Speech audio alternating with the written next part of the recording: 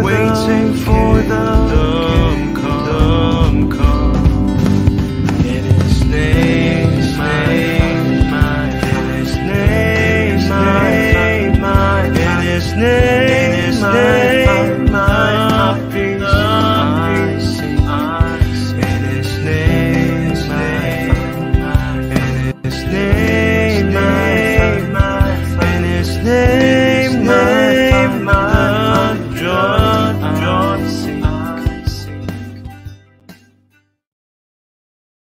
Shalom Bapak Ibu yang terkasih dalam Kristus. Selamat bertemu kembali pada hari Minggu tanggal 14 Januari 2024 di ibadah online Sema Adonai yang juga sekaligus adalah ibadah pembukaan bagi kelas Sola Scriptura Online Bible Course yang dimana kelas SSOBC adalah milik gembala kami sendiri yaitu Pak Pendeta Daniel Palungan. Selamat malam bagi Bapak Ibu yang berada di Indonesia. Selamat sore bagi Bapak Ibu yang berada di Jerman, dan selamat pagi bagi Bapak Ibu yang berada di Amerika. Semoga keadaan Bapak Ibu sekalian selalu dalam keadaan sehat, damai, sejahtera, dan sukacita. Amin. Baik Bapak Ibu yang terkasih di dalam Kristus, ibadah kita akan dibuka dengan satu lagu pembukaan yang berjudul Bersama Malaikat di Surga, yang akan dibawakan oleh Ibu Murni dari Jerman. Dipersilakan Ibu Murni. Salam, salam Ibu Bapak, saudara-saudara dimanapun berada saat ini. Salam damai sejahtera untuk kita semua. Mari saya ajak untuk fokus dan mari kita memuji Tuhan kita, menyembah Tuhan kita ya. Mari kita tanggalkan semua pikiran kita saat ini. Mari kita sungguh-sungguh memuji Tuhan dimanapun Ibu Bapak berada, saudara-saudara berada. Mari kita satu hati untuk memuji Tuhan. Hosana, Hosana, kami memuji-Mu Tuhan, karena tidak ada yang terbaik bagi kami selain hanya memuji dan menyembah-Mu. Yesus adalah Tuhan. Bersama malaikat di surga,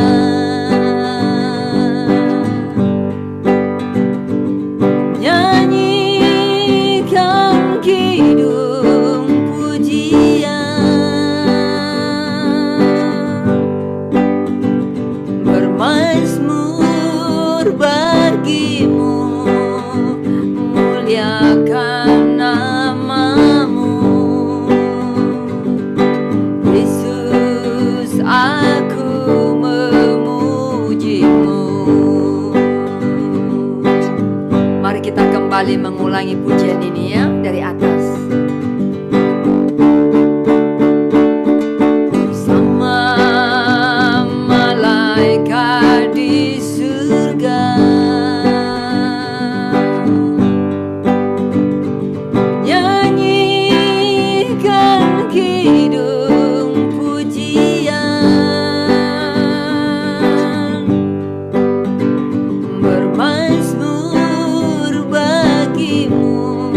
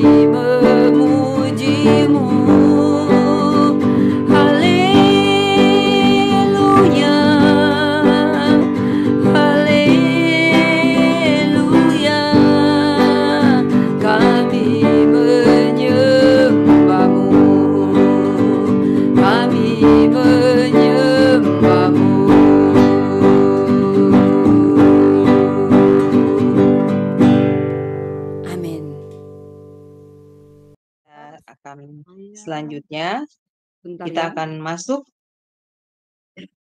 Ah, dalam doa pembukaan ibadah kita yang akan dibawakan Ibu Kuan dari Jerman. Dipersilakan, Bu Kuan. Baik, terima kasih. Salam untuk semua. Mari kita masuk dalam doa pembukaan. Allah Bapa, Putra dan Roh Kudus, mengucap syukur terima kasih kami atas berkat dan kasih karunia-Mu, di mana Engkau Tuhan dengan anugerah-Mu yang begitu besar, kiranya juga memberkati kami pada kesempatan hari ini, di mana pada jam ini Tuhan kami berhimpun bersama-sama dari berbagai tempat dalam ibadah online, dalam Sema Adonai, dan sekaligus juga di dalam pembukaan untuk Sola Scriptura Online Bible Course. Kami undang Roh Kudus-Mu, kiranya mengurapi kami sekalian dan memimpin jalannya ibadah kami ini Bapa, dari awal, pertengahan, sampai pada akhirnya. Lebih dahulu kami juga mohon ampun atas segala dosa-dosa, kelemahan, dan kekurangan kami masing-masing Tuhan. Dan biarlah kiranya Roh Kudus-Mu saja yang akan mengurapinya dan membukakan hati dan pikiran kami dan akal budi kami Tuhan, menerima pimpinan dan kuasa Roh Kudus-Mu dari awal, pertengahan, sampai pada akhirnya. Dan juga Tuhan yang akan memberkati untuk saudara-saudara kami yang melayani, baik yang ada di depan layar maupun yang ada di belakang layar. Dan kami juga mau berdoa Tuhan untuk saudara-saudara kami semua yang rencana untuk mengikuti ibadah hari ini Tuhan. Dan masih ada kesulitan-kesulitan. Juga kami mohon kiranya Tuhan akan melancarkan dan membukakan kesulitan-kesulitan yang ada Bapa. Dan kami juga mau bersyukur Tuhan, di mana Engkau juga Tuhan memberkati kami yang hadir. Juga kami ada mungkin dalam kurang sehat, atau juga masih dalam keadaan juga berduka Tuhan. Biar kiranya Roh Kudus-Mu juga yang akan memberikan kami dalam situasi-situasi ini juga semangat. Dan Roh Kudus-Mu yang akan memberikan penghiburan juga Tuhan. Sehingga juga pada akhirnya kami dapat mendapatkan berkat-Mu. Sehingga iman kami boleh bertumbuh juga di dalam kekuatan akan kebenaran daripada firman-Mu juga. Dan juga segala apa yang kami dapatkan pada hari ini. Bapa kami yang ada di surga, kami juga menyerahkan jalannya ibadah ini. Engkau akan memberkati hubungan-hubungan yang ada di udara Tuhan. Dan Kau singkirkan Bapa dari kuasa-kuasa yang bukan berasal daripada-Mu. Kami usir ini semua Tuhan, hal-hal yang mengganggu dengan kuasa Roh Kudus-Mu dan hanya di dalam nama Tuhan kami Yesus Kristus. Juga kami mau berdoa Tuhan untuk hamba-Mu yang nanti akan menyampaikan firman Tuhan, Bapak Daniel Palungan. Juga anugerahi beliau dengan kuasa kasih-Mu, lancarkan juga hubungannya nanti Tuhan, dan biarlah apa yang akan disampaikan sesuai dengan kehendak-Mu saja Bapa, dan kami yang menerima juga Tuhan, juga senantiasa diberikan hikmat-Mu Bapa. Bapa kami yang ada di surga, mengucap syukur terima kasih kami Tuhan untuk ibadah Sema Adonai ini, dan juga untuk pembukaan ini Bapa, biarlah Roh Kudus saja yang akan mengurapi kami. Kami puji dan kami muliakan Engkau di tempat yang maha tinggi, dan hati dan pikiran kami kuasai dengan Roh Kudus-Mu. Di dalam nama Allah Bapa, Putra dan Roh Kudus kami berdoa. Haleluya. Amin. Iya, baik Ibu Kuana, terima kasih untuk doa pembukaannya bagi kami semua.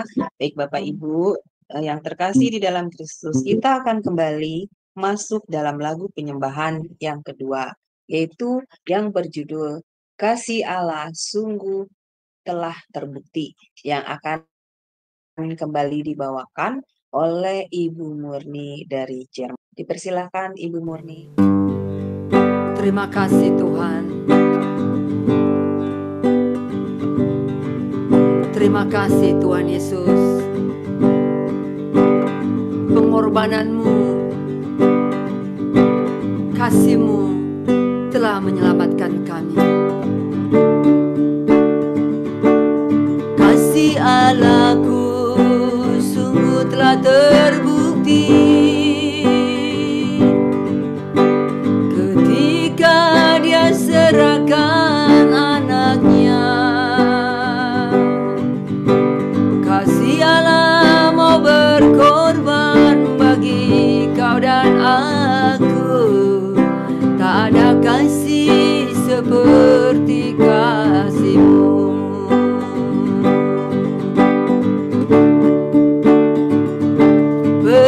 Bersyukur, bersyukur, bersyukurlah, bersyukur karena kasih setia-Mu.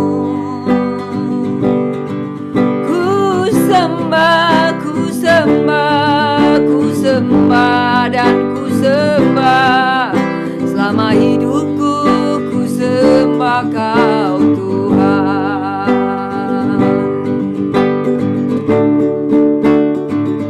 Kasih Allahku sungguh telah terbukti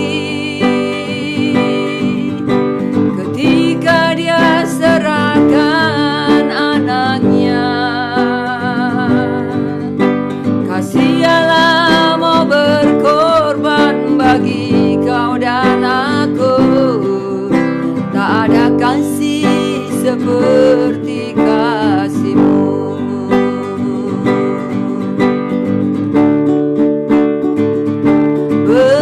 Bersyukur, bersyukur, bersyukurlah, bersyukur karena kasih setia-Mu. Ku sembah, ku sembah, ku sembah dan ku sembah. Selama hidupku ku sembah Kau Tuhan. Bersyukur, bersyukur, bersyukurlah, bersyukur karena kasih setia-Mu. Ku sembah, ku sembah, ku sembah dan ku sembah. Selama hidupku ku sembah Kau Tuhan. Selama hidupku ku sembah Kau Tuhan.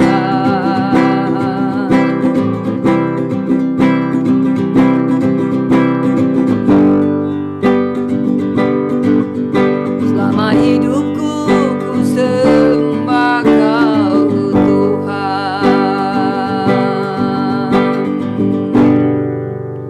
Amin. Amin.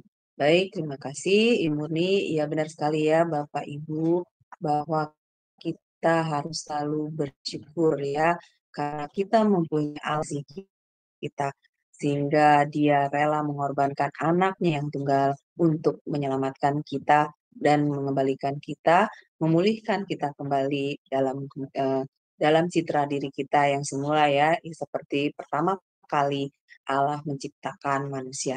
Baik, Bapak Ibu sekalian, yang terkasih di dalam Kristus, sebelum kita mendengarkan firman Tuhan, yang temanya kali ini adalah tugas utama hamba Tuhan, yang akan dibawakan oleh Pak Pendeta Daniel Palungan, yang adalah gembala kami sendiri, maka kita akan mempersiapkan hati dan pikiran kita dengan mengangkat satu lagu pujian penyembahan kembali, yang berjudul Kusiapkan Hatiku Tuhan, yang akan kembali dibawakan oleh Ibu Murni dari Jerman. Dipersilakan Ibu Murni. Mari kita menyiapkan hati kita untuk mau mendengar firman-Nya.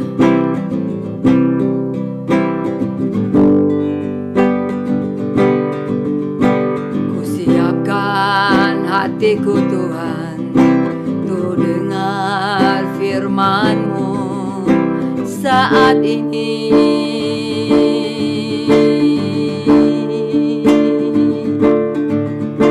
Ku sujud menyembah-Mu Tuhan, masuk hadirat-Mu saat ini.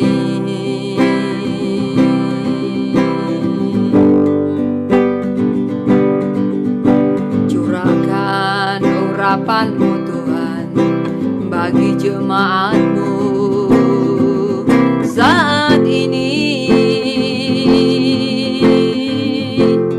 Ku siapkan hatiku Tuhan untuk dengar firman-Mu.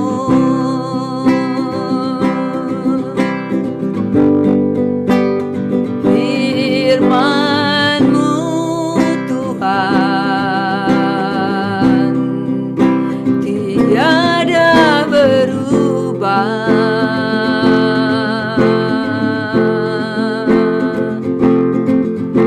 Dahulu, sekarang, selama-lamanya tiada berubah.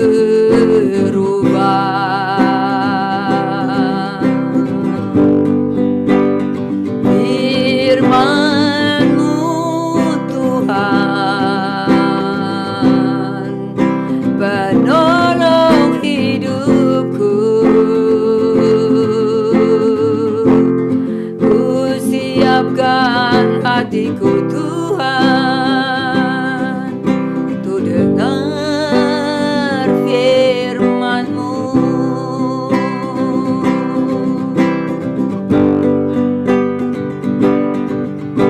Ku siapkan hatiku Tuhan untuk dengar firman-Mu saat ini.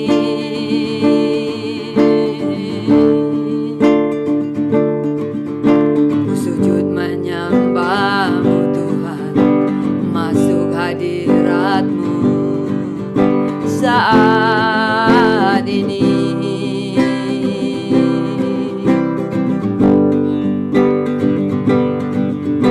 curahkan urapan-Mu Tuhan bagi jemaat-Mu saat ini.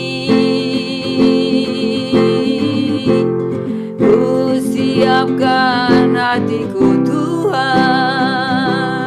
untuk dengar firman-Mu.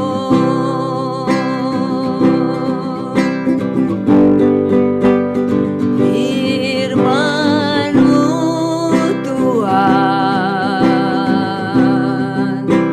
tiada berubah.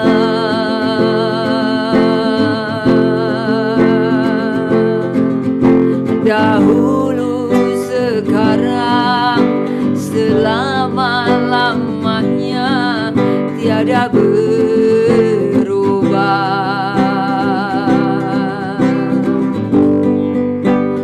Firman-Mu Tuhan penolong hidupku. Siapkan hatiku Tuhan untuk dengar firman-Mu. Ku siapkan hatiku Tuhan untuk dengar firman-Mu.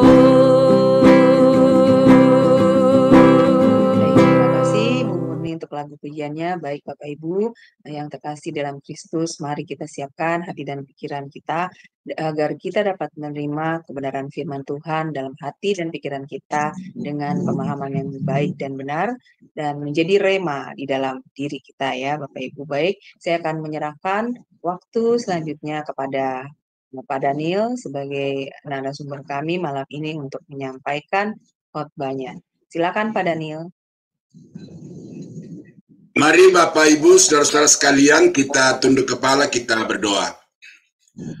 Bapa yang ada di dalam surga, Bapa yang kami kenal di dalam nama Tuhan Yesus Kristus, pada malam ini kami sungguh berterima kasih karena kuasa dan anugerah Tuhan boleh mempertemukan kami di dalam ruangan ini untuk bersama-sama memuji menyembah Tuhan dan juga untuk mendengarkan firman-Mu. Terlebih kami mengucap syukur karena malam ini adalah pembukaan satu program yang sudah begitu lama direncanakan tetapi terrealisasi pada malam ini karena kuasa Tuhan. Bapa, kami akan merenungkan firman-Mu, kiranya Roh Kudus dapat menguasai hati, pikiran, pendengaran, dan juga segenap kehidupan kami, sehingga firman-Mu yang akan kami dengar pada malam ini dapat menambah pemahaman kami tentang kebenaran firman Tuhan, boleh mengarahkan setiap kehidupan kami, sehingga hari ke hari semua yang kami kerjakan berkenan dan menyenangkan hati-Mu Bapa. Terima kasih Tuhan, kami berdoa untuk jaringan supaya tetap dikendalikan oleh Tuhan, sehingga satu pun di antara kami yang mengalami gangguan karena masalah sinyal ataupun juga karena hal-hal yang lain. Terima kasih Bapa, kami berdoa, kami sambut firman Tuhan pada malam ini, dalam nama Yesus Tuhan dan Juru Selamat kami. Haleluya. Amin.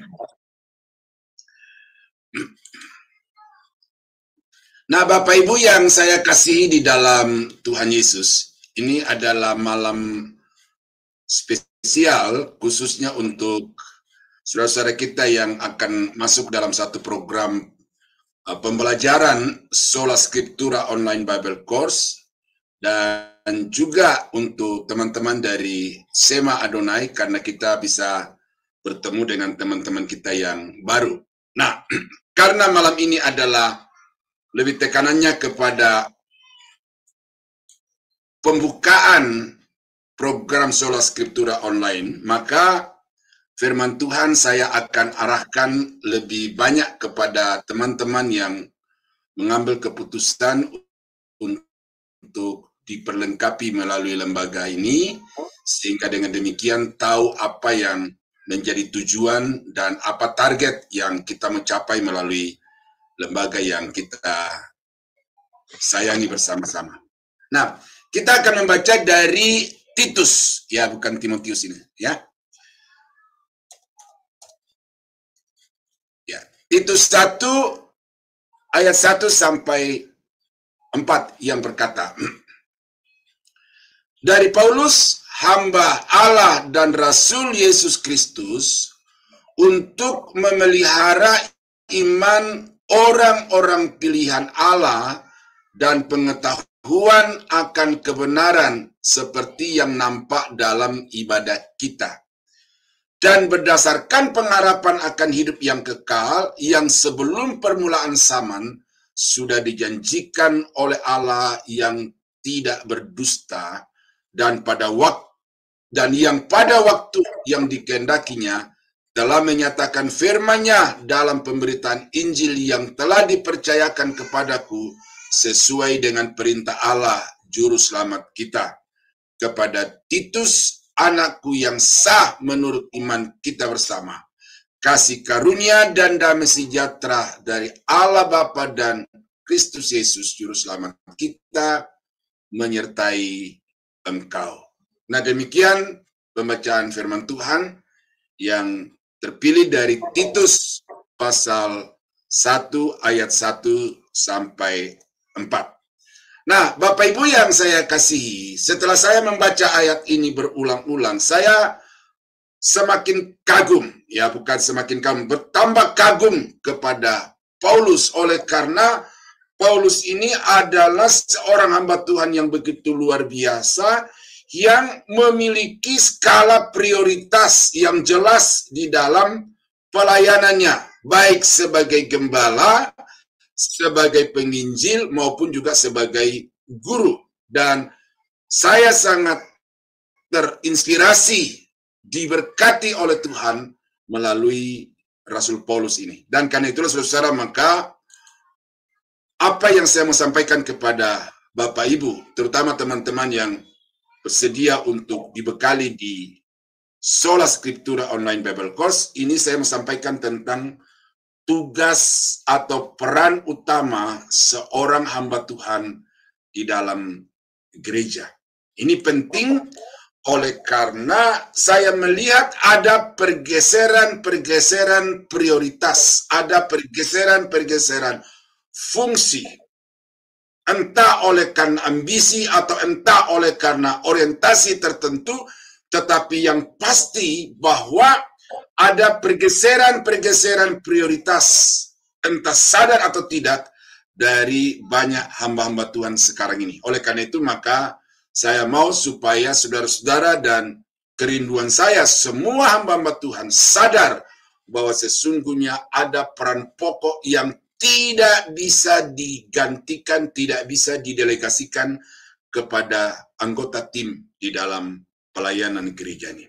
Nah, oleh karena itu ada satu ungkapan yang sudah sangat populer dan ini juga menginspirasi begitu banyak orang dari berbagai profesi yang berkata bahwa the main thing is to keep the main thing the main thing. Ini prinsip yang berlaku bukan hanya di dunia bisnis, di dunia sekuler, tetapi ini juga mutlak berlaku bagi pelayan-pelayan Tuhan, bahwa hal yang utama adalah menjaga yang utama.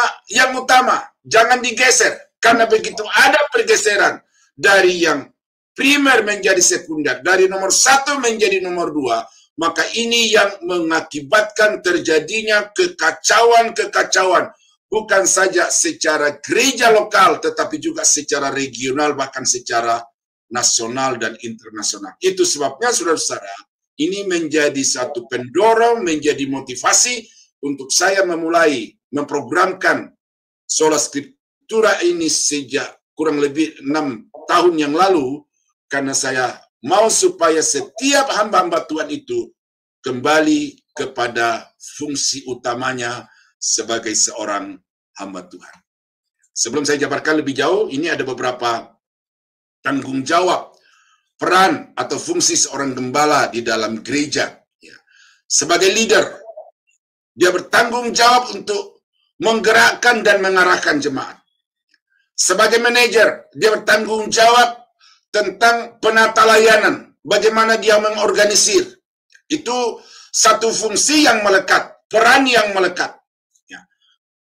Community keeper, bagaimana dia menjaga kekompakan, keterpaduan, keutuhan komunitas persekutuan. Dan ini yang sedang diupayakan oleh banyak pendeta-pendeta di Indonesia yang saya amati, karena semakin besar komunitasnya, semakin padu komunitasnya, maka akan semakin mudah untuk mencapai tujuan-tujuan baik secara organisasional maupun secara personal. Dan yang saya temukan bahwa justru yang menjadi pencapaian utama dari menjaga komunitas ini secara baik oleh banyak gembala-gembala adalah untuk mencapai tujuan personal, dan itu tidak jauh dari tujuan ekonomi, tujuan kedudukan, kekuasaan.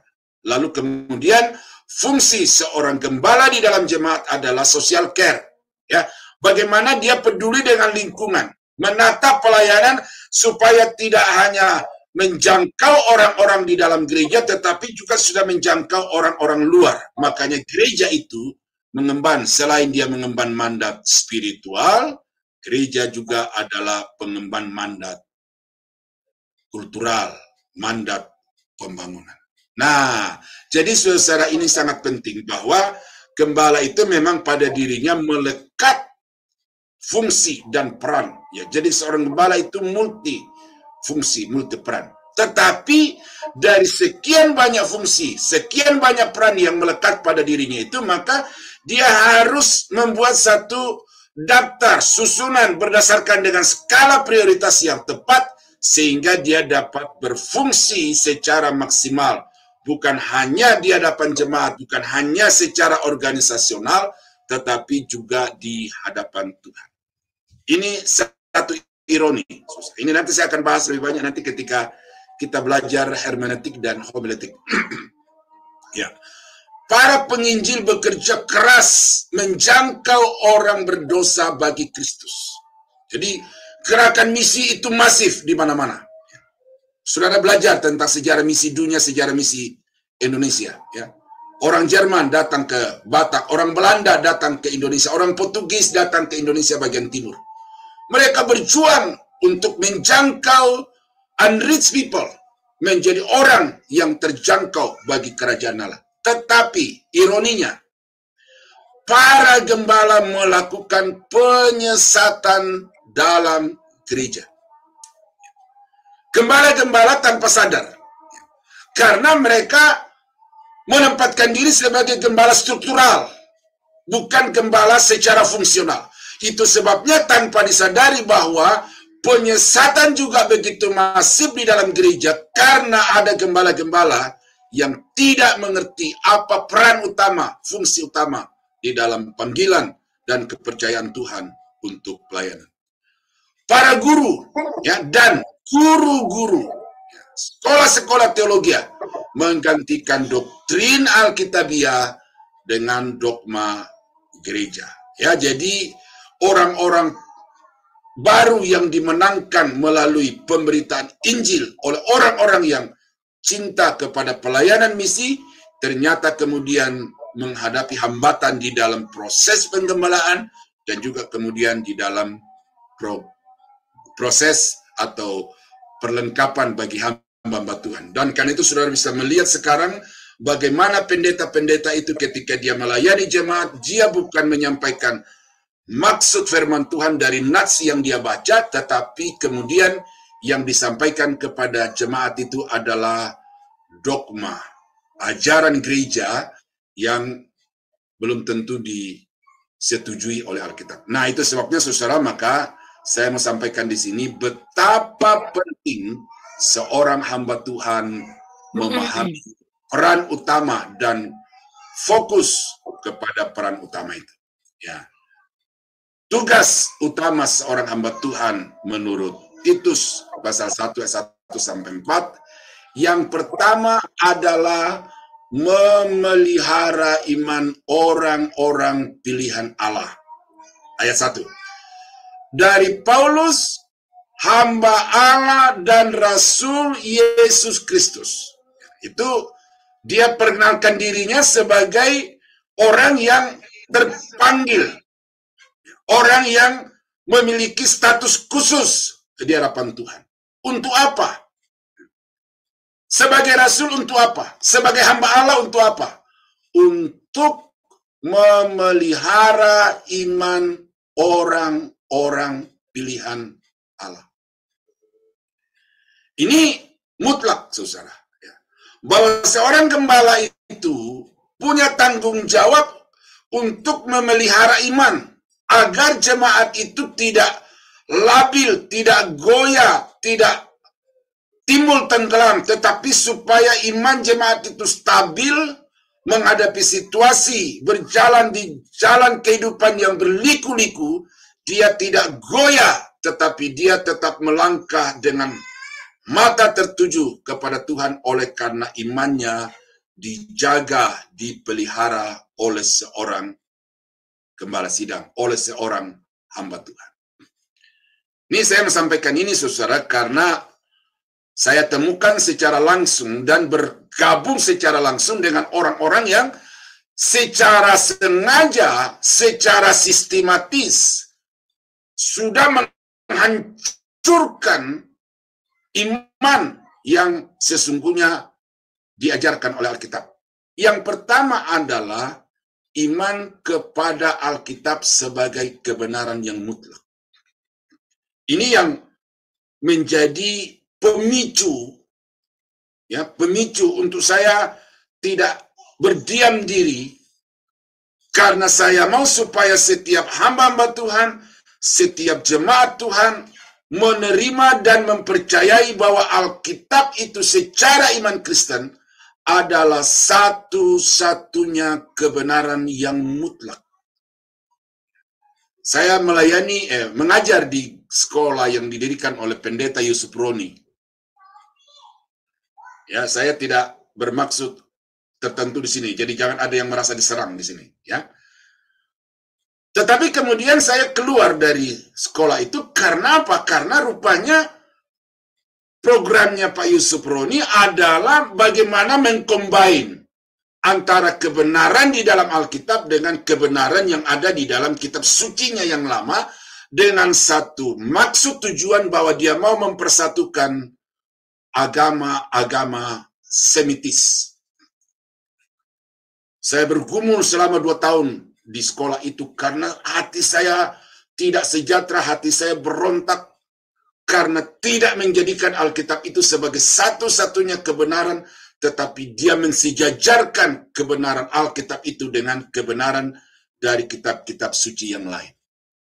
Apa yang membuat saya keluar dari satu lembaga yang terakhir ini adalah karena saya menemukan di sana bahwa teman-teman itu mensejajarkan antara kebenaran Alkitab dengan perkataan seorang pendeta.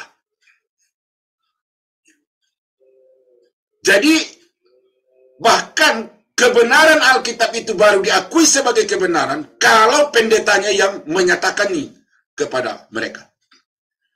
Saya sekarang ini sedang bergumul juga dengan satu paham yang sedang berkembang di Indonesia, yaitu paham Yudaisme. Sehingga ada pernyataan bahwa Yudaisme adalah induk dari kekristenan. Itu secara historis betul. Tetapi saudara-saudara, kalau saudara perhatikan di dalam YouTube itu, bagaimana sikap orang-orang Yahudi terhadap kekristenan itu.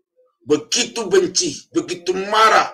Bahkan YouTube yang terakhir yang saya temukan itu adalah orang-orang Yahudi lebih suka untuk bergaul dengan orang-orang Muslim daripada orang-orang Kristen, oleh karena mereka memiliki persamaan-persamaan di dalam pokok-pokok keyakinan tertentu. Jadi sekarang di Indonesia sedang dikembangkan oleh kelompok-kelompok tertentu bahwa kebenaran Alkitab itu baru akan diakui sebagai kebenaran kalau dikonfirmasi oleh kebenaran kultur, budaya, keyakinan, konsep berpikir dari orang-orang Yahudi. Jadi di Indonesia, saudara-saudara, Alkitab sedang menghadapi satu ancaman yang sangat serius, tetapi tidak dipahami oleh banyak pendeta-pendeta dan apalagi oleh majelis-majelis dan jemaat Tuhan. Itu sebabnya maka saya mau sampaikan kepada Bapak Ibu bahwa tugas utama seorang hamba Tuhan adalah memelihara iman.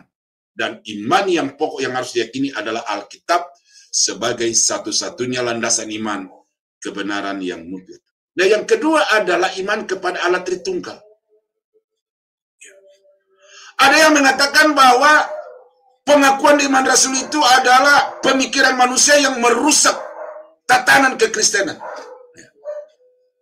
Saya tidak peduli siapa yang mengatakan itu, tetapi bagi saya justru orang ini yang sedang merusak konstruksi kekristenan yang sesungguhnya dengan menyangkal bahwa Allah Bapa, Anak, dan Roh Kudus itu adalah tiga pribadi yang merupakan satu kesatuan yang tidak terpisahkan, yang setara.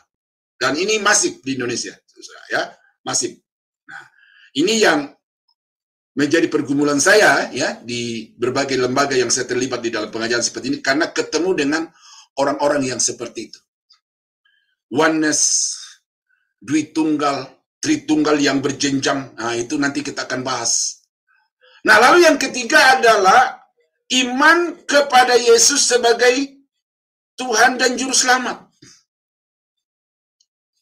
Bukankah sudah begitu vulgar dinyatakan di YouTube, di channel-channel tertentu bahwa Yesus bukan Tuhan, Yesus bukan Juru Selamat. Tapi nanti saya akan buktikan dalam kelas Kristologi bahwa sesungguhnya Yesus itu adalah setara dengan Bapa. Yesus itu adalah Yahweh. Dan tidak ada Juru Selamat kecuali Yesus Kristus. Nah, jadi saudara, saya angkat tiga ini saja dulu, karena ini yang paling global dan ini yang paling sering diumbar di berbagai channel-channel itu, dan ini menjadi panggilan saya untuk menjaga murid-murid saya, menjaga jemaat yang saya gembalakan, untuk tetap beriman kepada Alkitab sebagai firman Allah, beriman kepada Allah yang Esa, dan beriman kepada Yesus sebagai Tuhan dan Juru Selamat. Nah, kalau saudara abai dengan pokok-pokok iman yang mutlak harus diyakini oleh jemaat Tuhan, ini berarti saudara gagal di dalam peran saudara sebagai seorang gembala, sebagai seorang hamba Tuhan.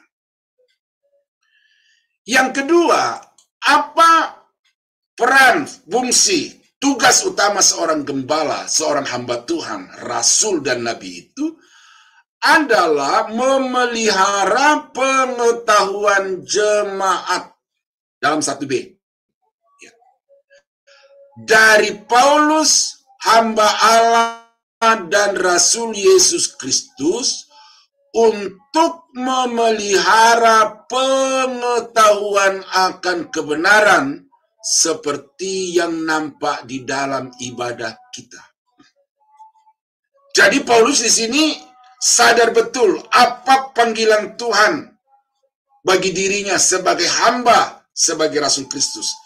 Adalah dengan maksud, dengan tujuan untuk memelihara pengetahuan jemaat, supaya jemaat bertumbuh di dalam pengetahuan yang benar, bertumbuh di dalam pengenalan akan Allah berdasarkan Alkitab.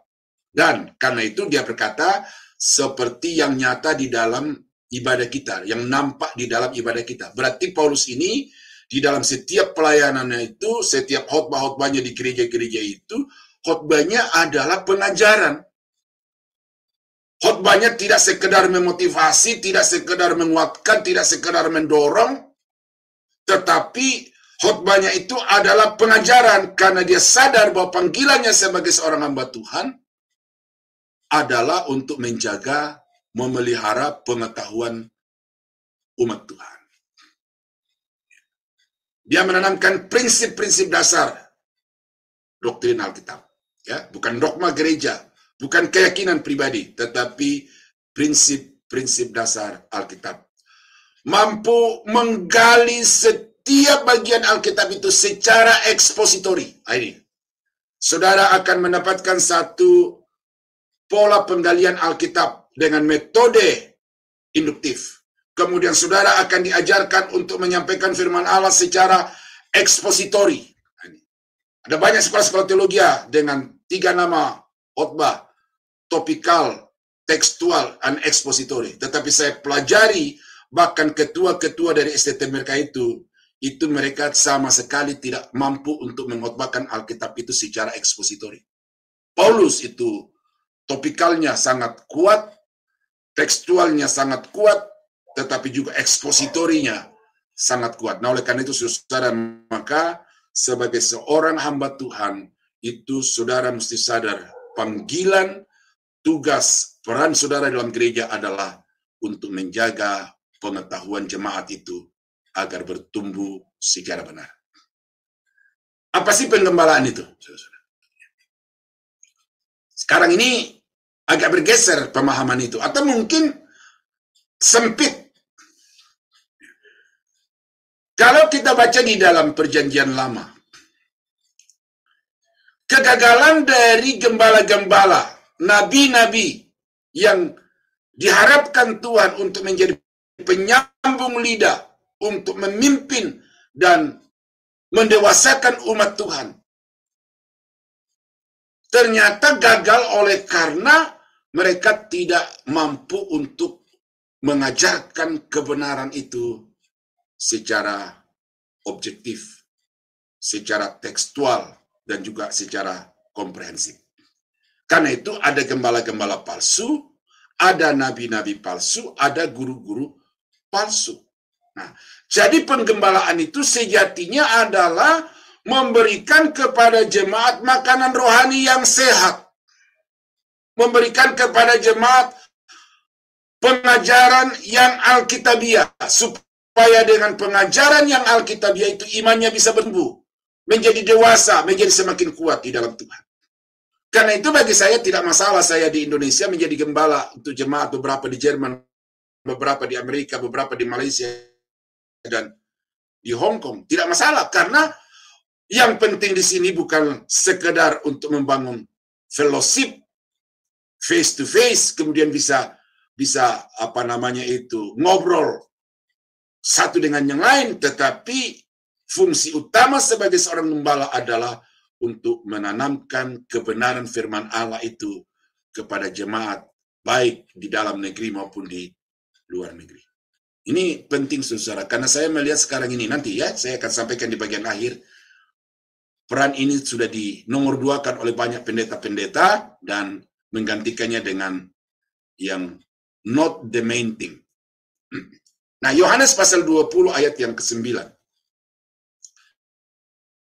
Sebab selama itu mereka belum mengerti isi kitab suci yang mengatakan bahwa ia harus bangkit dari antara orang mati. Ini kisah tentang kebangkitan Yesus Yang pemerannya di dalam kisah itu adalah Petrus, adalah Maria Magdalena. Maria Magdalena yang begitu rindu kepada Yesus, yang begitu cinta kepada Yesus. Karena itu pagi-pagi buta dia sudah datang ke kuburan itu, tetapi ketika Yesus sedang berdiri di hadapannya, ketika Yesus sedang bercakap-cakap dengan dirinya, Maria Magdalena sama sekali tidak mengenal siapa orang itu. Untuk orang mati 3 hari, saudara, itu perubahan fisiknya itu belum begitu berubah gitu. Ya, ini saya alami karena kami orang Toraja itu kan orang mati itu tidak langsung dikubur, diformalin, dan bahkan sampai berbulan-bulan itu masih kita melihat yang wajahnya itu. Nah, tetapi pada waktu itu Maria tidak mengenal siapa Yesus itu. Mengapa? Oleh karena sampai pada detik itu Maria belum mengerti kitab suci. Hal yang sama di dalam Lukas pasal 24, 25-27, ini tentang 2 orang murid yang berjalan dari Yerusalem ke Emmaus. Pulang kampung karena harapan mereka untuk menjadi pengikut Yesus, untuk menjadi murid Yesus, menjadi pekerja Yesus itu menjadi hilang oleh karena Yesus sudah mati. Nah, mereka pulang, lalu dalam perjalanan itu mereka bercakap-cakap, lalu tiba-tiba Yesus datang di tengah-tengah mereka di dalam perjalanan dan diskusi itu. Lalu apa kata Yesus? Ya, dan di atasnya ada cerita di atasnya sampai di ayat 25 dia berkata begini. Lalu ia berkata kepada mereka, "Hai kamu orang bodoh, betapa lambannya hatimu sehingga kamu tidak percaya segala sesuatu yang telah dikatakan para nabi. Bukankah Mesias harus menderita semuanya itu untuk masuk ke dalam kemuliaannya?" Lalu ia menjelaskan kepada mereka apa yang tertulis tentang dia dalam seluruh kitab suci, mulai dari kitab Musa dan segala kitab nabi-nabi. Nah, jadi apa yang membuat kedua murid ini angkat bendera putih di dalam pengiringan kepada Tuhan adalah karena mereka bodoh. Mereka tidak memahami kitab suci yang menceritakan tentang apa yang akan terjadi di dalam kehidupan Yesus. Inilah saudara, bahaya yang sedang atau wabah yang sedang melanda gereja Tuhan sekarang ini, yaitu jemaat yang tidak mengerti kitab suci. Getol ibadah, getol pelayanan, tetapi tidak mengerti kitab suci. Itu adalah wabah yang sedang melanda gereja-gereja Tuhan di seluruh Indonesia, bahkan di seluruh dunia. Ya, saya tidak ragu mengatakan di seluruh dunia karena dari Eropa, dari Amerika itu datang pemberita-pemberita Injil ke Indonesia yang justru datang mengajarkan tentang teologi liberal, teologi kemakmuran, dan lain sebagainya. Dan karena itu saya tidak terlalu mengidolakan pendeta-pendeta luar negeri. Ya, pendeta dalam negeri, pendeta desa sekalipun kalau dia ajarannya benar, itu bagi saya jauh lebih penting untuk dihormati daripada internasional, tetapi ajarannya kacau balau. Nah, peran yang ketiga dari seorang hamba Tuhan di dalam gereja adalah memelihara pengharapan jemaat Tuhan. Di dalam ayat yang kedua. Ya. Dan berdasarkan pengharapan akan hidup yang kekal yang sebelum permulaan zaman sudah dijanjikan oleh Allah yang tidak berdusta. Jadi sejak semula Allah telah merancangkan kekekalan itu bagi manusia. Waktu manusia jatuh ke dalam dosa, apa yang Tuhan lakukan adalah menyembelih seekor domba untuk mengambil kulitnya dan kemudian menutupi ketelanjangan kedua manusia pertama itu. Dan semua penafsir mengatakan bahwa domba itu adalah tipologi dari Yesus yang akan mati untuk menanggung dosa seisi dunia. Tujuan dari domba itu adalah supaya manusia kembali kepada kehidupan yang kekal. Nah, jadi saudara kita melihat bahwa manusia itu dalam rancangan Allah adalah untuk menikmati hidup yang kekal. Sesudah manusia jatuh ke dalam dosa, sementara rencana itu tertunda, tetapi kemudian Yesus kembali datang ke dalam dunia ini dalam rupa manusia. Apa tujuan utamanya? Adalah untuk membawa manusia kembali kepada tujuan semula Allah, kepada kehidupan yang kekal. Karena itu dikatakan barang siapa yang percaya kepadanya tidak akan binasa, tetapi beroleh hidup yang kekal. Nah, jadi saudara, dari segi rancangan kemudian tindakan kerja Allah itu jelas bahwa Allah menginginkan manusia menikmati kehidupan yang kekal bersama-sama dengan Tuhan. Dan karena itu selama kita hidup di tengah-tengah dunia ini, ajaran Alkitab yang harus menjadi tugas tanggung jawab seorang gembala adalah mengarahkan jemaat itu kepada kehidupan yang kekal. Tetapi saudara, ya tidak tanpa bermaksud menyinggung atau juga menyebut satu kelompok tertentu, maka orientasi kekekalan gereja itu telah tergantikan dengan orientasi temporal, dengan lebih menekankan kepada keberhasilan ekonomi di dalam gereja, kesehatan jasmani di dalam gereja, untuk menikmati perkara-perkara jasmani di dalam gereja lebih diutamakan daripada bagaimana supaya jemaat itu tetap berpengharapan kepada kehidupan yang kekal. Jadi seorang gembala sidang harus mengarahkan pandangan jemaat kepada kehidupan yang kekal. Seorang gembala sidang harus menata kehidupan jemaat supaya tetap di jalur perjalanan kehidupan menuju kepada kehidupan yang kekal. Kalau lepas dari itu, kurang dari itu, berarti tidak maksimal di dalam pelayanannya. Nah, 2 Timotius 4 ayat yang ke-6 sampai 8. Paulus, mengenai diriku, darahku sudah mulai dicurahkan sebagai persembahan dan saat kematianku sudah dekat. Aku telah mengakhiri pertandingan yang baik. Aku telah mencapai garis akhir dan aku telah memelihara iman. Sekarang telah tersedia bagiku mahkota kebenaran yang akan dikaruniakan kepadaku oleh Tuhan, Hakim yang adil pada harinya. Tetapi bukan hanya kepadaku, melainkan juga kepada semua orang yang merindukan kedatangannya.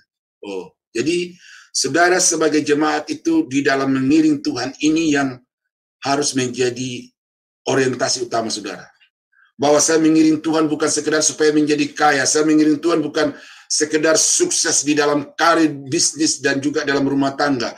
Mengiring Tuhan bukan sekedar supaya sehat, jasmani, dan lain sebagainya. Tetapi mengiring Tuhan, orientasi tujuan utamanya adalah untuk bertemu dengan Dia, muka dengan muka, pada waktu Dia datang kembali, dengan ada satu kalimat yang keluar dari mulutnya. Sabaslah hai hambaku yang setia, engkau telah setia di dalam perkara yang kecil, maka aku akan memberikan kepadamu tanggung jawab di dalam perkara yang besar. Ini yang kita harapkan. Karena itu, jangan merasa kecil hati kalau saudara menjadi jemaat yang susah secara ekonomi. Saya kadang-kadang juga merasa minder karena sebagai pendeta yang terus-menerus ada di kampung, yang terus-menerus ada di namanya kampung bulak, kampung sawah, tidak berkembang-kembang seperti gereja lain yang menjadi puluhan ribu, ratusan ribu. Tetapi saya bersyukur bahwa dari tempat yang kecil ini saya bisa berkarya dengan menghasilkan banyak hamba-hamba Tuhan yang eksis di dalam pelayanan di berbagai pelosok di Indonesia. Nah, ini penting saudara, supaya jemaat itu tidak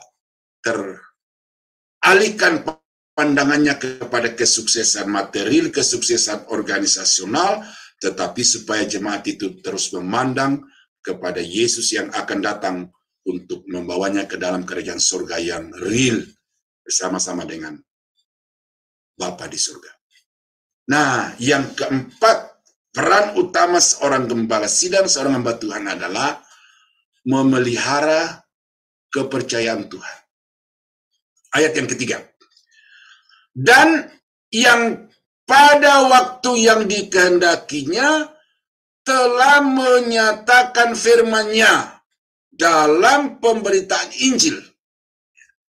Jadi hak kehidupan kekal itu sudah dinyatakan melalui Nabi, kemudian juga melalui inspirasi Injil. Kemudian itu menjadi berita yang diembankan kepada hamba-hamba Tuhan. Dan Paulus mengatakan, yang telah dipercayakan kepadaku sesuai dengan perintah Allah, Juru Selamat. Jadi Paulus sebagai seorang penginjil, Paulus sebagai seorang gembala, Paulus sebagai seorang guru, sadar bahwa ini adalah kepercayaan Tuhan.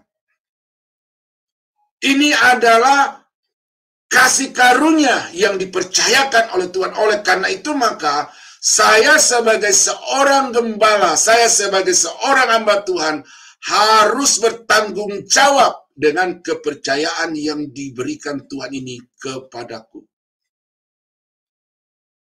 Paulus berkata, dari semua rasul-rasul Kristus itu adalah, aku adalah rasul yang paling hina. Tetapi di dalam kehinaan, menurut pengakuan dirinya itu, dia menemukan bahwa Tuhan mempercayakan kepadanya satu anugerah yang begitu besar, dan oleh karena itu dia berkewajiban bertanggung jawab untuk menjaga kepercayaan Tuhan itu pada dirinya. Apa yang terjadi di dunia politik, di dunia bisnis, itu pengkhianatan, mementingkan diri sendiri, lupa akan tanggung jawab sebagai seorang abdi negara, sebagai seorang karyawan. Gagal untuk memelihara kepercayaan yang diberikan oleh pimpinan negara atau yang diberikan oleh rakyat untuk duduk di MPR, pusat, provinsi, dan daerah. Karena apa? Kepentingan diri sendiri. Nah, Paulus, saudara, ya, dia tahu ini, satu kepercayaan yang tidak boleh dikhianati. Karena itu, apapun yang terjadi di dalam perjalanan pelayanannya, itu dia tidak mau kompromi tentang tugas pemberitaan Injil itu. Saudara baca dalam Korintus, bagaimana dia menghadapi tantangan yang begitu berat, tetapi sedikit pun dia tidak pernah berpikir untuk mundur, apalagi menyimpang dari jalur perjalanan pemberitaan Injil itu. Surat Paulus kepada Timotius pasal 4 ayat 14. Jangan lalai dalam mempergunakan karunia yang ada padamu, yang telah diberikan kepadamu oleh nubuat dan dengan penumpangan tangan sidang penatua. Jadi Timotius di sini dia ditetapkan untuk menjadi pelayan Tuhan, dan itu didoakan di dalam kumpulan jemaat dan kumpulan hamba-hamba Tuhan, lalu kemudian diberi tugas untuk menggembalakan jemaat di Efesus, dan kemudian apa yang Paulus tekankan kepada mereka, pada Timotius adalah jangan lalai mempergunakan karunia yang ada padamu. Kepercayaan yang Tuhan berikan kepadamu sebagai seorang gembala, emban itu dengan baik. Jadikan dirimu sebagai teladan. Kepercayaan Tuhan kepada dirimu sebagai seorang guru, jaga ajaranmu. Sudah baca itu dalam ayat yang ke-16. Jagalah dirimu dan jagalah ajaranmu.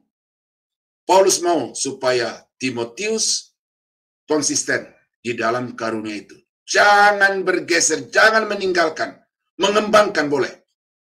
Nah, saudara-saudara yang ada di Sema Adonai, yang ada di Sola Scriptura Online Bible Course, Saudara mesti sadar bahwa saudara adalah orang-orang kepercayaan Tuhan. Karena itu, jaga kepercayaan Tuhan dan jangan mengerjakan semua tugas kemudian mengabaikan tugas yang utama yang Tuhan telah berikan kepada saudara. Ya, itu penting karena kalau seorang tidak tidak bertanggung jawab kepada kepercayaan Tuhan, maka dia bisa eksis di dalam pelayanan secara organisasi, tetapi dia akan kehilangan hakikat kehidupan sebagai seorang hamba Tuhan di hadapan Tuhan.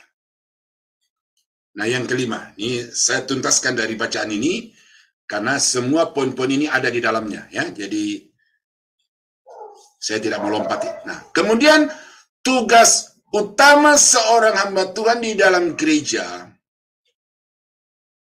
adalah memelihara keberlangsungan kepemimpinan gereja.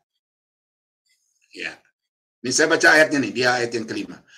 Kepada Titus, anakku yang sah menurut iman. Titus ini adalah peranakan orang Yahudi dan orang Yunani.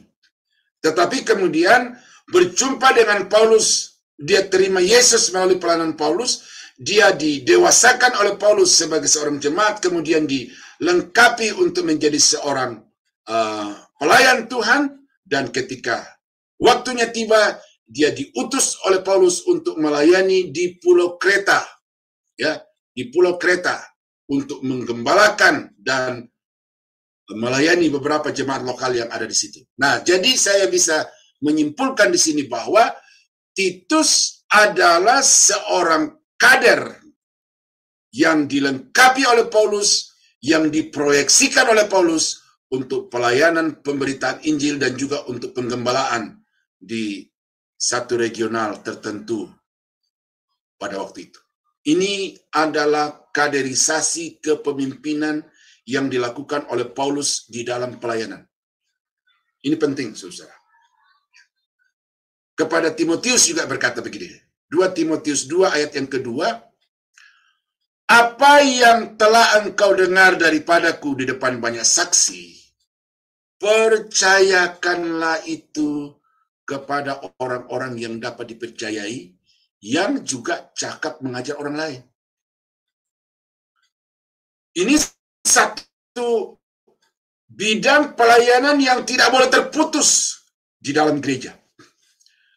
Bahwa kepemimpinan yang lama secara waktu, pelan demi pelan dia akan keluar dari lapangan pelayanan, ladang pelayanan pekerjaan Tuhan, kemudian sesuai dengan waktu juga dibutuhkan adanya pemimpin-pemimpin baru yang harus masuk ke dalam ladang pelayanan itu.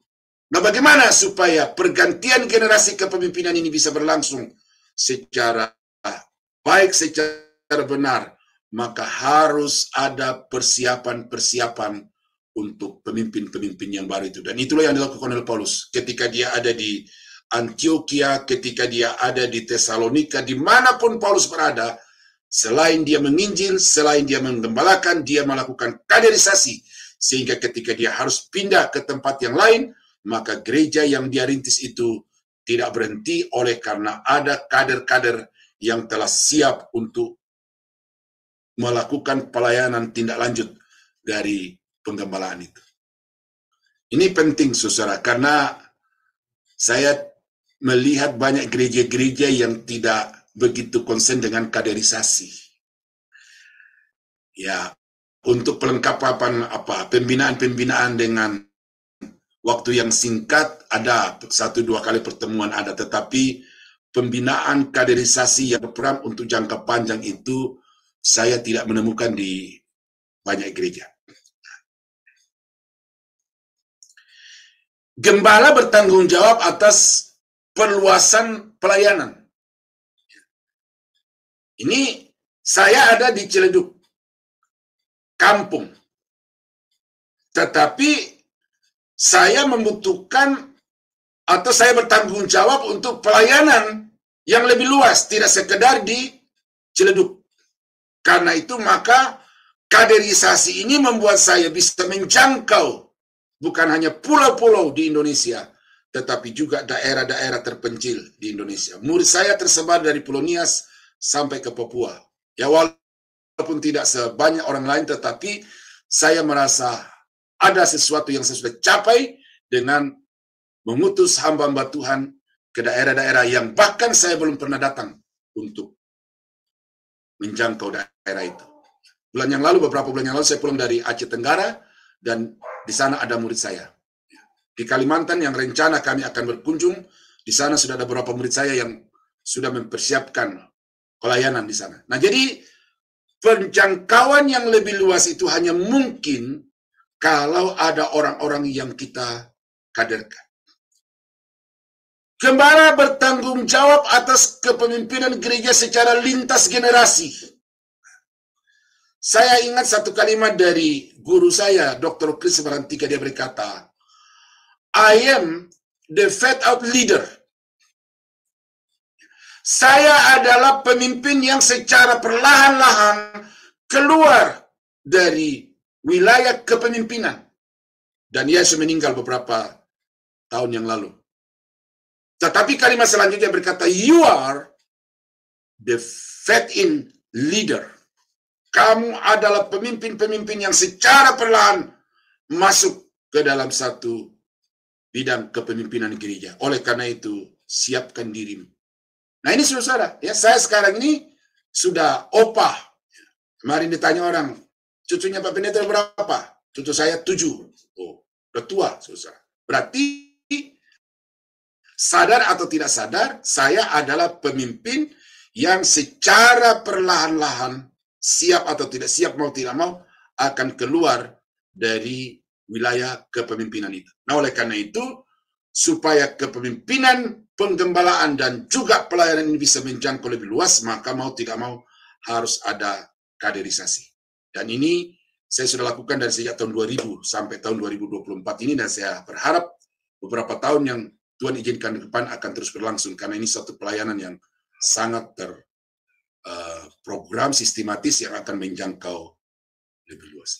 Ya, seorang pemimpin atau gembala yang berhasil tidak cukup dilihat dari jumlah pengikutnya, ya, tidak cukup dari jumlah pengikut atau jemaatnya, tetapi juga dapat dilihat dari berapa pemimpin-pemimpin baru, gembala-gembala baru yang dihasilkan selama di dalam tugas kepemimpinan penggembalaan itu. Nah, saudara, saya harap ini kalimat-kalimat yang dapat menginspirasi, yang dapat memicu saudara untuk terus bergairah bahwa saya sedang ada di dalam satu wilayah yang harus mengambil tanggung jawab untuk mengembangkan pelayanan dengan menghasilkan pemimpin-pemimpin baru. Nah, ini ayat ini yang tadi saya katakan ini. Kisah Rasul pasal 6 ayat yang pertama sampai ayat yang keempat.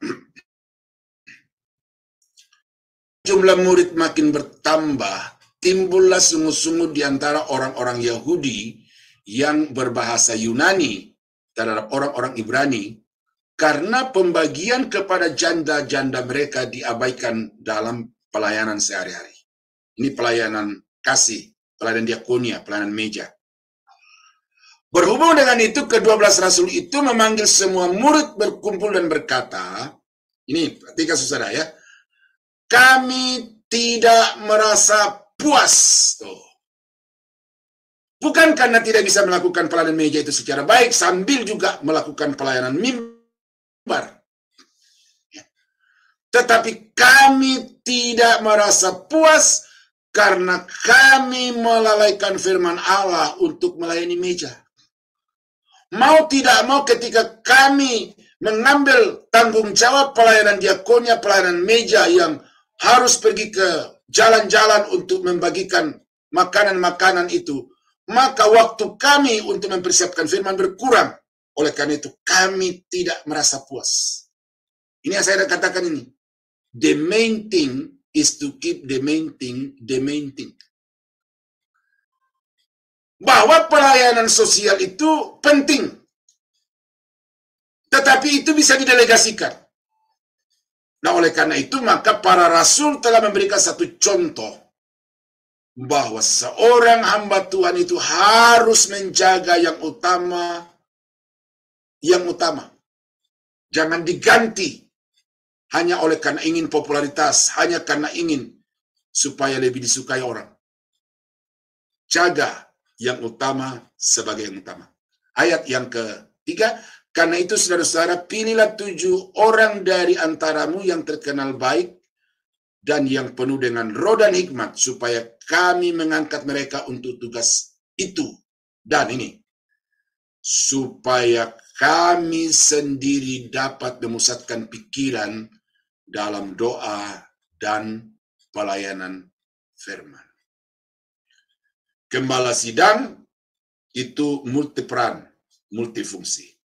Tetapi bahwa ada tugas-tugas, ada peran-peran yang tidak bisa didelegasikan. Oleh karena itu, delegasikan yang bisa didelegasikan kepada orang yang siap untuk menerima pendelegasian itu, dan fokus kerjakan kepada hal-hal yang memang tidak bisa didelegasikan. Ini yang saya katakan tadi itu, bahwa banyak hamba-hamba Tuhan di Indonesia yang telah menggeser ini. Mengutamakan pelayanan sosial, lalu mengabaikan pelayanan mimbar. Mengutamakan perkunjungan misi ke daerah-daerah, tetapi mengabaikan betapa pentingnya pelayanan mimbar di gereja-gereja lokal. Nah, sebagai kesimpulan saya saudara pada malam ini, atau juga sebagai himbauan adalah, sebagai seorang hamba Tuhan, saudara harus sadar saudara dipanggil sebagai seorang murid Kristus. Karena itu saudara bertanggung jawab bukan kepada pimpinan sidori saudara, bukan kepada organisasi gereja saudara, tetapi saudara bertanggung jawab kepada Yesus yang telah memanggil dan menetapkan saudara sebagai hambanya. Saudara bertanggung jawab untuk terdidik di dalam soal pokok iman dan ajaran sehat. Ini surat Paulus kepada Titus itu. Jangan puas dengan jabatan, jangan puas dengan peran sebagai seorang pengkhotbah di gereja, tetapi teruslah pacu diri untuk belajar, melengkapi diri dengan pengetahuan-pengetahuan Alkitab yang lebih pas, lebih dalam, sehingga ajaran saudara itu lebih diperkenankan Tuhan. Untuk jemaat, nah ini, saudara-saudara yang menjadi jemaat di Sema Adonai, ini perhatikan. Ya. Percayakan pembinaan imanmu kepada hamba-hamba Tuhan yang mampu membawa imanmu kepada pertumbuhan yang alkitabiah. Ya, ini saya tekankan ini terus. Karena kadang-kadang jemaat itu mengidolakan pendeta bukan karena ajaran pendeta itu, tetapi karena pribadi, ya, personality daripada pendeta itu. Ya, itu baik saudara, ya, tetapi bukan itu yang utama. Hamba Tuhan yang bukan hanya mampu membuat saudara percaya kepada Allah, tetapi juga hamba Tuhan yang mampu membawa saudara kepada pengenalan akan Allah secara benar. Itulah penggembalaan. Jadi saudara mesti selektif di dalam memilih gembala-gembala, karena ini tuntutan yang wajib saudara capai sebagai jemaat Tuhan. Jadi jemaat yang selalu rindu akan kebenaran firman Tuhan. Jangan rindu kepada pendeta, jangan rindu kepada teman lalu datang di gereja, tetapi saya mau datang di gereja karena saya rindu untuk menerima pengajaran kebenaran firman Tuhan. Nah, jadi saudara kekasih, 5 fungsi atau 5 peran utama seorang gembala sidang sebagai seorang pimpin gereja ini, saya harap saudara paham baik-baik. Saudara bertanggung jawab untuk memelihara iman jemaat. Saudara bertanggung jawab untuk memelihara pengetahuan jemaat. Saudara bertanggung jawab untuk memelihara pengharapan jemaat supaya senantiasa terorientasi kepada kehidupan yang kekal di dalam Kristus. Dan saudara bertanggung jawab untuk memelihara kepercayaan kasih karunia Tuhan kepada diri saudara. Ya, saya dari sejak tahun 2000 sampai tahun 2024 ini, saya menemukan bahwa saya dipercaya untuk menjadi pengajar, dan karena itu fokus atau porsi waktu saya untuk mengajar jauh lebih banyak dibandingkan dengan penggembalaan dan juga untuk penginjilan ke desa-desa. dan saudara bertanggung jawab untuk menghasilkan pemimpin-pemimpin baru di dalam jemaat Tuhan.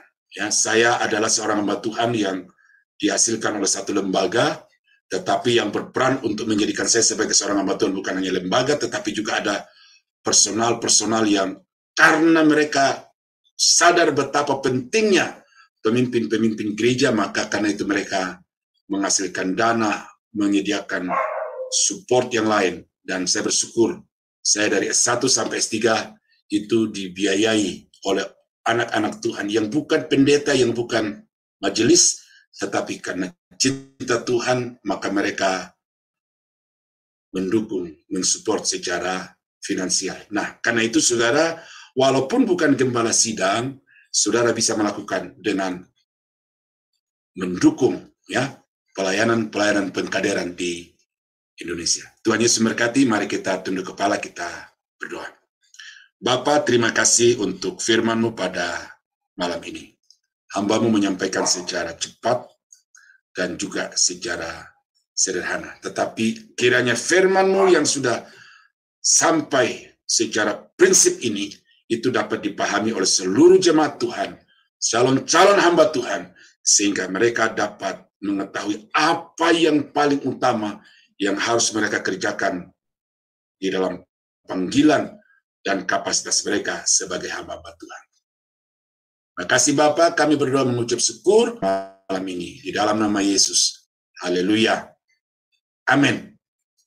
Saya kembalikan kepada Ibu Aling lebih dulu. Ya, baik, terima kasih Pak Daniel untuk khotbahnya malam ini.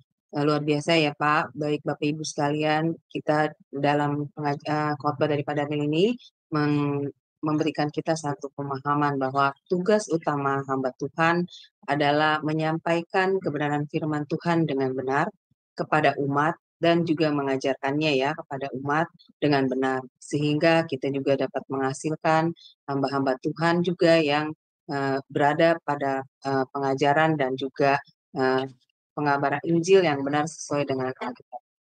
Baik Bapak Ibu sekalian, sekarang kita akan masuk kepada persembahan. Jadi berikanlah persembahan kita yang terbaik kepada Tuhan yang akan dibacakan oleh Bro Agus. Dipersilakan Bro Agus.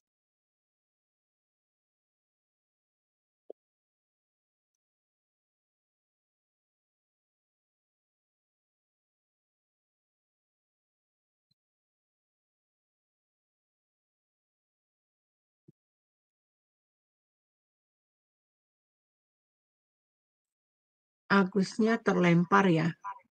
Baik, saya yang bacakan ya, Bapak Ibu. Baik, persembahan dapat diberikan melalui Bank BCA dengan nomor rekening 7890232871 atas nama Petra AXX CXXXXXXX dengan contoh sebagai berikut. Beri kode angka 7 di akhir nominal. Contoh, 20.000 menjadi 20007. Selanjutnya, renungan pagi dari Sema Adonai dapat Bapak Ibu ikuti setiap hari dari Senin sampai Sabtu, dimulai dari jam 5.30 pagi dan dilayani oleh hamba-hamba Tuhan yang sangat memberkati. Jadi renungan pagi Sema Adonai dan juga ibadah online Sema Adonai serta renungan pagi dari gembala kami sendiri, yaitu Pak Daniel, setiap hari Jumat 1 kali dalam seminggu hanya dapat diikuti di channel Sema Adonai 2024. Jadi Bapak Ibu sekalian harap mensubscribe channel Sema Adonai 2024 ya. Baik, terima kasih Bapak Ibu sekalian atas perhatiannya. Tuhan berkati. Baik, Bapak Ibu, sekarang kita akan memberikan kesempatan kepada Pak Daniel Palungan yang akan menyampaikan kata-kata sambutan dan pengumuman bagi pembukaan kelas Sola Scriptura Online Bible Course angkatan pertama. Dipersilakan Pak Daniel. Ya, terima kasih Ibu Aling. Saudara-saudara yang saya kasih di dalam Tuhan, tadi kita ibadah gabungan antara Sema Adonai dengan Sola Scriptura. Nah, sekarang ini fokus kepada Sekolah Scriptura. Saya ucapkan selamat datang kepada teman-teman yang sudah mendaftar dan mengambil komitmen untuk dilengkapi di lembaga ini. Ya, saya bersyukur karena saudara mempercayai saya, mempercayai kami beberapa dosen-dosen yang akan melengkapi saudara untuk menjadi seorang pelayan Tuhan sebagaimana yang saya harapkan di dalam khotbah tadi. Secara khusus saya berterima kasih kepada Ibu Aling, Ibu Aling, tapi yang utama itu adalah kepada Ibu Heni yang memberikan saya dorongan. Ya. Sebenarnya lembaga ini Bapak Ibu, itu saya udah rancangkan sekitar tahun 2017. Karena sekolah online, onsite saya itu 2000 sampai 2014-2015, lalu jeda berapa waktu karena saya berhentikan, saya berpikir apa yang saya lakukan. Saya rancang untuk online kepada teman, tapi tidak mendapat respon, akhirnya vakum. Nah, baru pada pasca corona atau ketika corona mulai meredat, Pak Ketut Darsana teman saya itu bertanya kepada saya, apa yang kita harus lakukan dalam pelayanan ini? Lalu saya tawarkan ini, dia respon positif dan berjalan. Kurikulum saya sampaikan, tetapi kemudian ada dinamika, akhirnya saya menarik diri dari sana. Ya. Nah, jadi kemudian Ibu ini bilang, kenapa Pak Daniel tidak bikin sendiri? Sebenarnya ini bukan untuk kepentingan sendiri. Tadinya saya sudah mau melayani komit untuk BPCO dan untuk rumah doa itu, RBO itu, tapi kemudian ya dinamika tadi itulah yang membuat saya harus mengambil tindakan pada malam ini. Jadi terima kasih kepada Ibu Heni dan teman-teman di Sema Adonai yang mendorong saya, memberikan saya spirit untuk melakukan ini. Nah, jadi karena itu Bapak Ibu, sekolah ini saya gumuli memang sudah bertahun-tahun, karena saya prihatin dengan pelayanan mimbar di berbagai gereja di Indonesia. Saya prihatin karena yang khotbah-khotbahnya itu bukan pengkhotbah dari lulusan sekolah-sekolah Alkitab, tetapi bahkan yang bergelar STH, Master, bahkan Doktor sekalipun, itu kadang-kadang khotbah itu masih ngalor ngidul, kata orang Jawa, gitu ya, tidak berdasar. Nah, maka saya rindu supaya ilmu yang saya dapatkan itu saya bisa impartasikan atau saya bisa bagikan kepada teman-teman yang rindu melayani Tuhan. Karena seperti saya katakan kepada istri saya bilang, Ma, saya mendapatkan ilmu ini dengan susah payah, belajar pagi, sore, siang, malam, ya kan? Lalu saya tidak mau dikubur dengan ilmu saya. Jadi biarkan saya untuk mengajar di sekolah-sekolah teologi. Dan saya pernah mengajar 5 sekolah teologi 1 semester. Berapa semester, tapi ya dalam semester itu, saudara, itu 5 sekolah teologi di Jabodetabek dan tidak dibayar. Jadi tidak dibayar. Saya mengajar di online juga tidak dibayar. Saya melakukan ini juga tidak membebani pembayaran kepada peserta. Karena saya mau supaya ilmu saya itu saudara bisa tangkap, lalu saudara bisa memberkati jemaat Tuhan. Nah, jadi kurikulum itu saya susun dengan pemikiran yang memang pusing karena dari sekian banyak mata pelajaran yang sangat penting itu, saya harus memilih dari antaranya itu yang sesuai dengan durasi pembelajaran kita. 8 kali 2 bulan. Ya, jadi hanya 16 bulan praktis kita akan belajar. Dan saya sudah berjuang untuk menyampaikan itu dan menyusun itu dan akan menyampaikan kepada saudara melalui dosen-dosen yang punya hati tetapi juga punya kapasitas. Oleh karena untuk ini saya akan dosen-dosen. Saya belum lihat wajahnya, mudah-mudahan ada. Yang pertama adalah Pak Dedi Kurniawan. Ini Pak teman Dedi dalam perjalanan, Pak. Jadi dia dalam perjalanan. Ya, oke. Minta maaf teman-teman karena dosen ini memang sudah dari awal saya sudah kasih tahu mau hadir, mereka oke, tapi ada hal-hal yang tidak bisa ditanggulangi. Yang kedua adalah Bapak Pendeta Dr. Junri. Bapak ada? Saya nggak lihat ya. Oh, Iya, ya waktu tidak. terakhir itu dia masih di Manado. Ya, Pak Junri ini saudara adalah dosen senior di UPH, Universitas Pelita Harapan. Dia juga berhati misi dan dia juga punya kapasitas pengajaran yang mumpuni dan saya senang karena dia mendukungnya. Jadi mungkin pada malam ini tidak bisa berkenalan langsung dengan mereka, tapi nanti di dalam kelas, ya, saya akan mengajar hari Senin dan hari Rabu, lalu Pak Dedi akan mengajar hari Selasa, Pak Yundri akan mengajar hari Kamis. Jadi nanti di dalam kelas Bapak Ibu Saudara bisa berinteraksi secara langsung dengan mereka.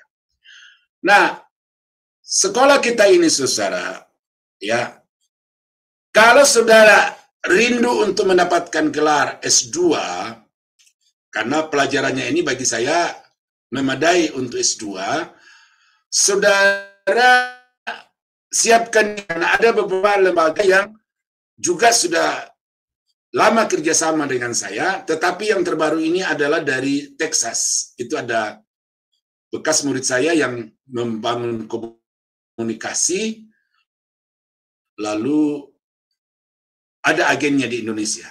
Mereka karena sudah kenal saya, lalu pokoknya mata pelajaran daripada Daniel kita bisa terima sepenuhnya kalau mau ditransfer ke sekolah itu. Nah, jadi saudara yang mau mendapat gelar MTH, Sistematika Teologi, itu saya berani untuk merekomendasikan saudara.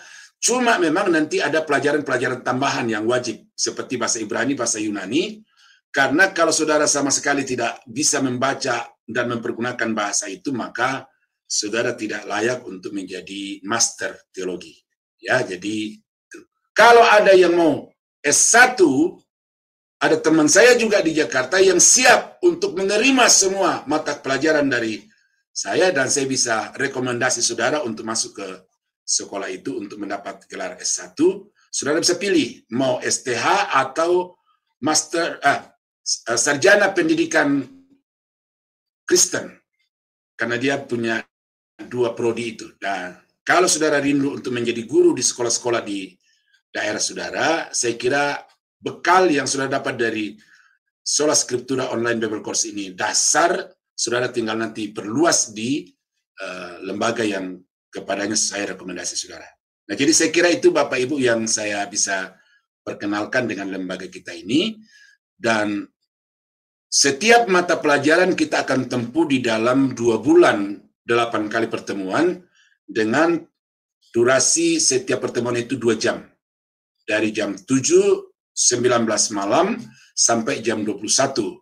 Tetapi di courting 5 menit karena harus memberikan kesempatan kepada tim dari Sema Adonai untuk mempersiapkan pelajaran jam 9 malam. Nah, jadi dosen-dosen saya akan instruksikan untuk 5 menit sebelum jam 9 kelas sudah ditutup. Nah, karena itu saya harap saudara-saudara bisa mempersiapkan waktu bahwa kita belajar 2 jam. Ini cukup panjang. Karena itu siapkan di meja saudara ada minuman, ada cemilan-cemilan supaya tidak ngantuk. Besok kita akan mulai jam 7 malam dengan pelajaran yang pertama adalah pelajaran tentang bibliologi Alkitab. Saya kira itu dulu yang saya sampaikan Bu Alin, Bu Eni. Ya, teman-teman, saya harap dengan pemaparan singkat itu sudah bisa menangkap apa yang menjadi denyut jantung saya untuk memulai lembaga ini. Tuhan Yesus memberkati. Selamat malam. Ya, baik, terima kasih Pak Daniel Palungan untuk pengumuman dan kata sambutannya. Baik, puji Tuhan dan puji syukur ya Bapak Ibu, pada akhirnya ibadah kita sampai di penghujung waktunya. Baik, kita akan mengakhiri ibadah kita. Sebelumnya, saya akan meminta kepada Pak Daniel untuk memimpin doa berkat bagi kami semua. Dipersilakan Pak Daniel. Ya. Bapa di surga, terima kasih karena Tuhan sudah memberikan kami kesempatan untuk boleh bersekutu, memuji, menyembah Tuhan dan mendengarkan firman-Mu. Kami berterima kasih karena malam ini istimewa bagi kami untuk melakukan ibadah pembukaan program Sola Scriptura Online Bible Course. Kami berdoa Bapa supaya apa yang sudah kami mulai pada malam ini akan terus dipimpin diberkati Tuhan sampai pada batas waktu yang Tuhan sendiri kehendaki. Terpujilah namamu Bapa, kami berdoa dan mengakhiri ibadah kami pada malam ini di dalam nama Yesus Tuhan dan Juru Selamat kami. Saudara-saudara sidang jemaat yang dikasihi Tuhan, terimalah berkat Tuhan. Kiranya anugerah dari Allah Bapa di dalam surga, damai sejahtera dari Tuhan kita Yesus Kristus, serta persekutuan kuat kuasa Roh Kudus, kiranya menyertai kita sekalian dari sekarang sampai selama-lamanya. Dalam nama Yesus, kami akhiri ibadah online Sema Adonai dan juga ibadah pembukaan Sola Scriptura Online Bible Course. Haleluya. Amin. Amin. Puji Tuhan, puji syukur. Terima kasih Bapak Ibu atas kehadirannya pada ibadah online kami dan juga ibadah pembukaan dari kelas Sola Scriptura Online Bible Course. Ya, selamat beristirahat ya Bapak Ibu sekalian. Tuhan berkati. Shalom, shalom, shalom. Salam. Tuhan Yesus berkati.